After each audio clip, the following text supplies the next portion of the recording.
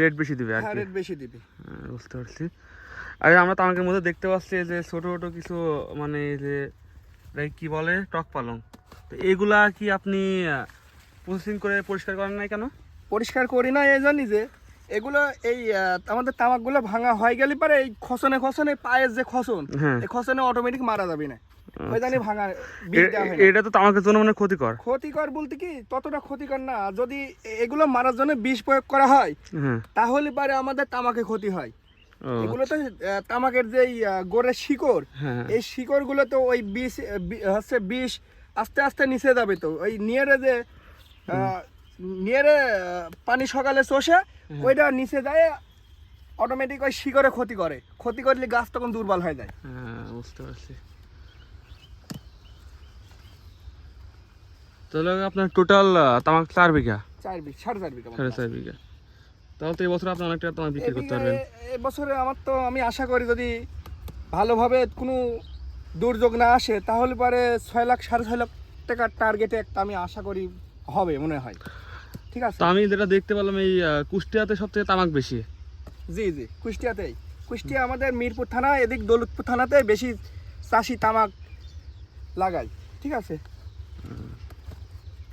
তো আপনারা তামাকের পাশাপাশি আর কি কি ফসল চাষ করেন যদি একটু তামাকের বলতেন? পাশাপাশি গত বছর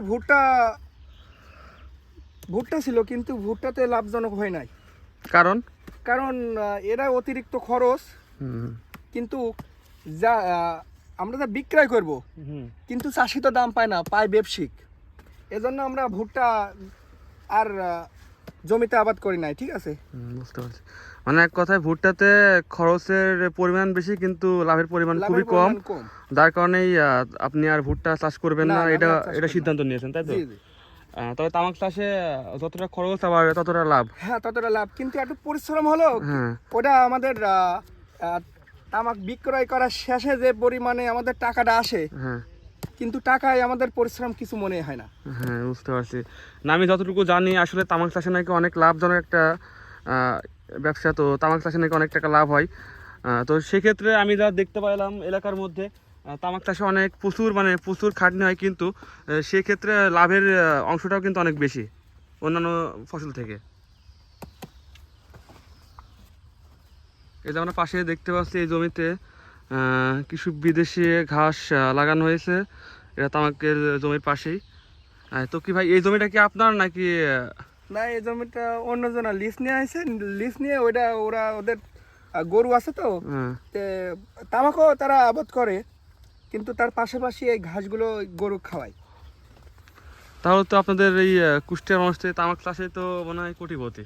হ্যাঁ, তামাক চাষটাই এখন কুষ্টিয়া জেলাতে আমার মনে হয় লাভজনক, কারণ ধানের সাথে তামাকে একটু লাভজনক বেশি হয়। কারণ আমরা যে 2 সিজন যে ধান পাই, এই ধানে তো আমাদের সে পরিমাণ যা খরচ হয় কিন্তু লাভ হয় না। তো 1 বিঘি জমিতে যদি ভালোভাবে যদি ধান আসে, এই ধানগুলো হিসাব করতে গেলে ওই চাষ খরচ, সার খরচ, লেবার খরচ দিয়ে ওইটা কিন্তু আমাদের চাষির বাড়িতে ওটা আর মনে হয় ভালো ফলন হয় না, আমার মনে হয় হুম হুম। খরচ বেশি হয়। ঠিক আছে। মানে ধানের খরচ অনুযায়ী লাভের অংশটা খুবই কম, কম। মানে খুবই কম।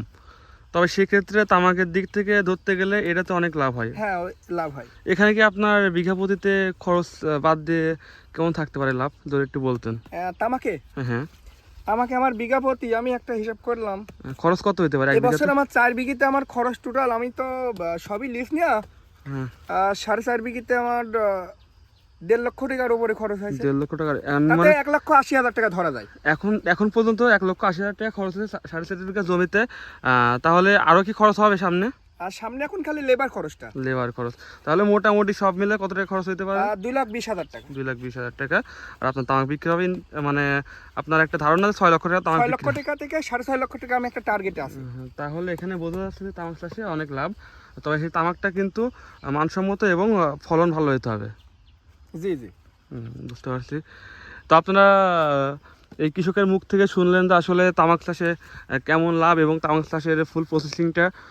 তো আমি আপনাদের মাঝে বলতে চাই যে কুষ্টিয়াবাসী যে তামাক চাষ করে কিন্তু তারা দিন শেষে একটা ভালো টাকা উপার্জন করতে পারে, এবং তারা এখান থেকে ভালো পরিমাণ লাভ করতে পারে।